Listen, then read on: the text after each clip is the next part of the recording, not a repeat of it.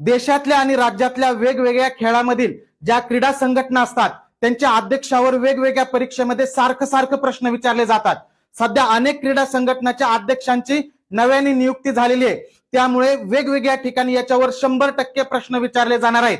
या नव्या नियुक्त्या कोणत्या आहेत त्याच्याबद्दल आपण माहिती पाहूया।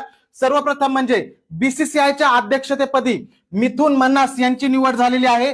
बीसीसीआयचे उपाध्यक्ष आहेत आता राजीव शुक्ला आणि बीसीसीआयचे सचिव आहेत देवजीत साकिया। त्यानंतर मुंबई क्रिकेट असोसिएशनची निवडणूक झाली। या निवडणुकीमध्ये अध्यक्ष म्हणून अजिंक्य नाईक यांची बिनविरोध निवड झाली आणि उपाध्यक्ष म्हणून जितेंद्र आव्हाड यांची निवड झालेली आहे।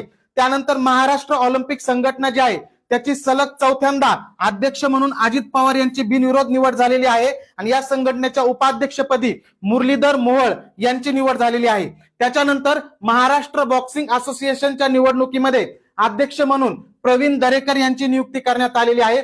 त्याच पद्धतीने महाराष्ट्र खो खो असोसिएशनचे अध्यक्ष आहेत सध्या अजित पवार आणि महाराष्ट्र क्रिकेट असोसिएशनचे अध्यक्ष आहेत रोहित पवार आणि महाराष्ट्र कुस्तीगीर परिषदेचे सुद्धा अध्यक्ष आता रोहित पवार हेच आहेत।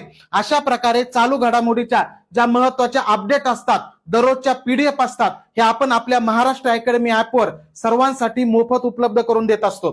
त्यामुळे आपलं महाराष्ट्र अकॅडमीचं ऍप आता डाउनलोड करा। दररोजच्या चालू घडामोडी तुम्हाला तिथं पीडीएफ स्वरूपामध्ये एकदम फ्री मध्ये मिळतील। धन्यवाद।